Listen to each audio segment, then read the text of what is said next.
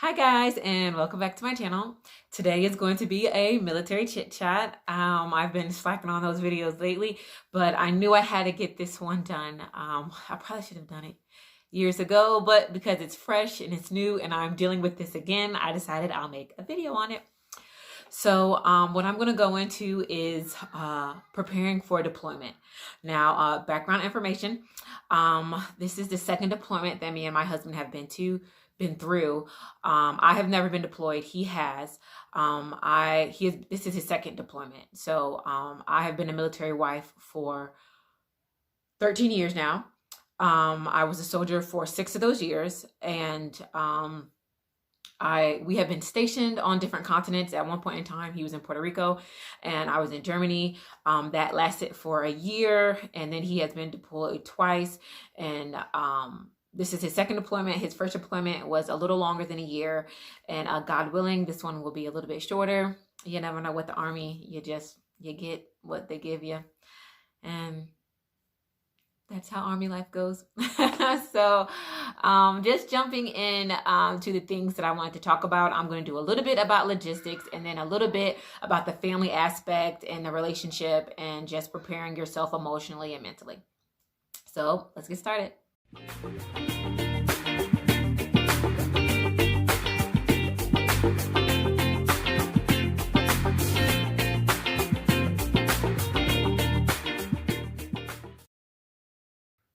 So first of all, jumping into the logistics, what I wanted to talk about is paperwork and things of that nature that you need to wrap your mind around when your spouse is going to deploy.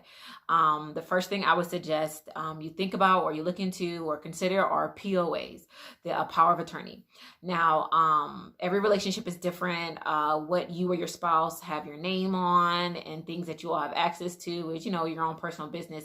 But if there is anything in your life where you don't have access to, or it's in your husband's name, you're going to need a POA to take care of business 9 times out of 10.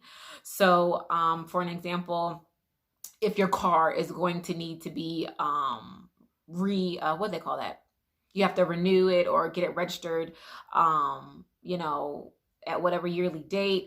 I'm sorry, I don't know the technical terms, you guys. Like, my marriage is so 1940s. I don't do anything with our cars. Like, the fact that I have to put gas in my car is a challenge. I don't even do that. My husband does all of that for me. He registers a car, my car, his car. He does, oil change, gets car service, get them detailed. I literally get in and drive it. So forgive me for not knowing the technical terms for these things.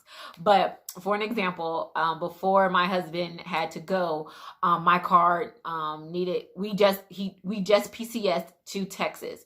So I did not need to renew my car immediately, but since the amount of time, since he's going to be gone more than a year, by the time the year is up, my car would have needed to be renewed, and my husband had to go and do that for me. So things of that nature that need to be taken care of. If the things are not registered in your name, like a car, then that means your spouse is going to have to do it, or you're going to need a power of attorney to do so.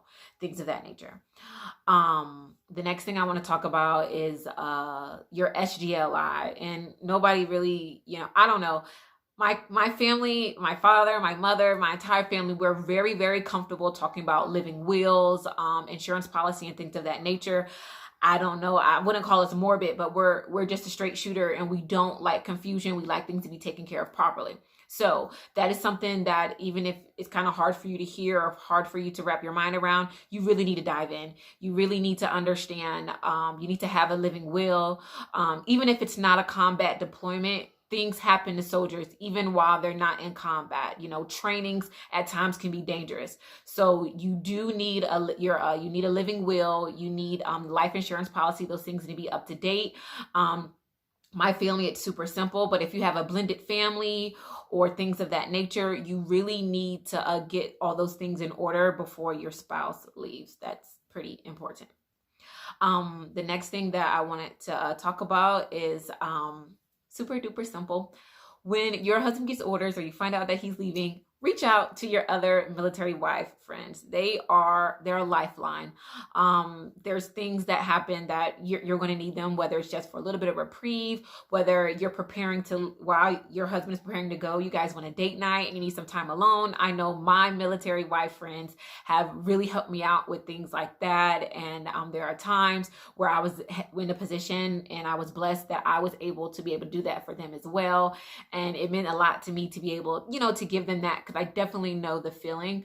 So if once he gets orders, let your girlfriends know so they can be there for you, so they can lend a hand, so they can lend an ear. It's important. So do that. So second, I'm going to get into family prep.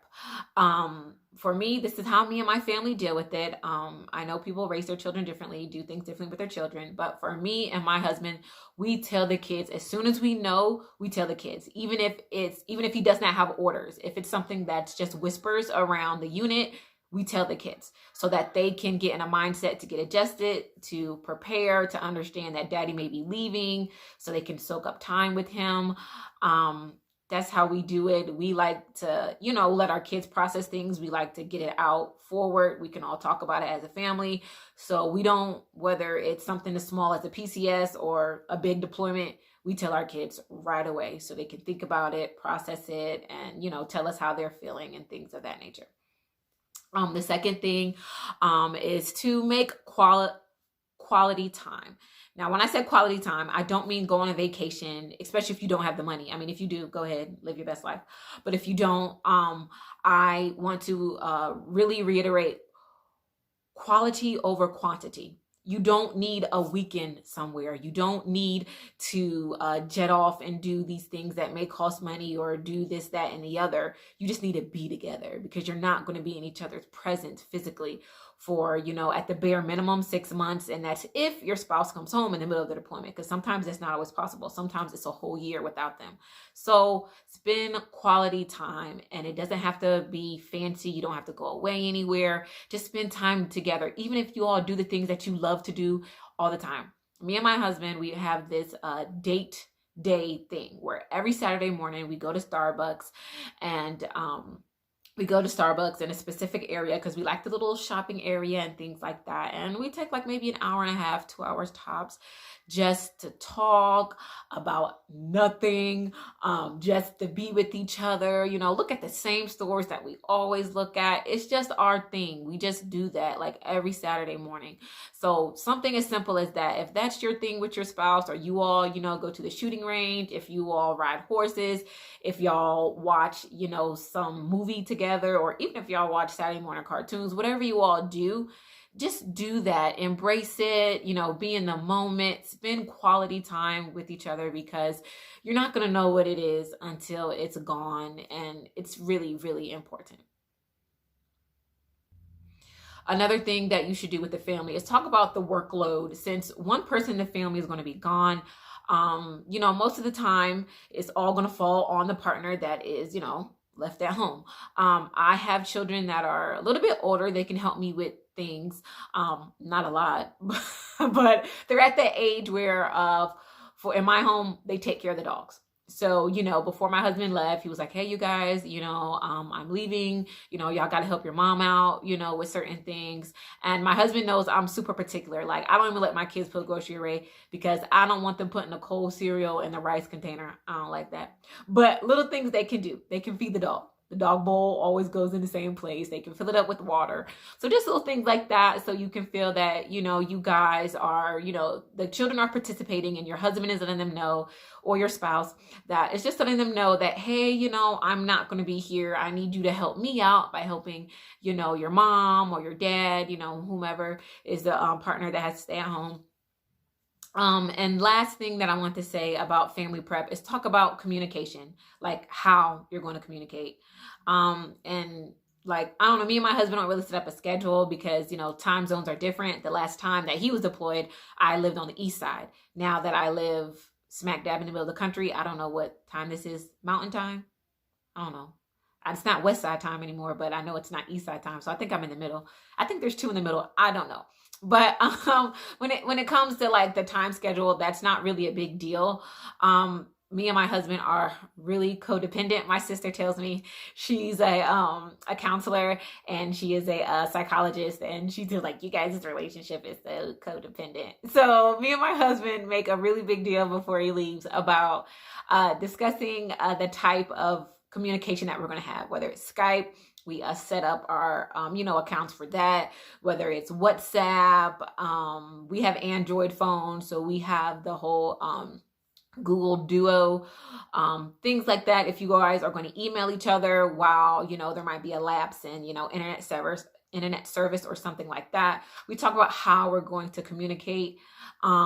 As far as sending care packages in mail, that might take a little bit more time for them to get settled in a barracks room and to, find, the mail room and get assigned a box and things of that nature.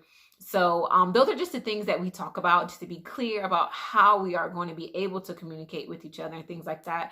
And in this modern age, it's, in my experience, it's been pretty easy to communicate with my husband through, every deployment.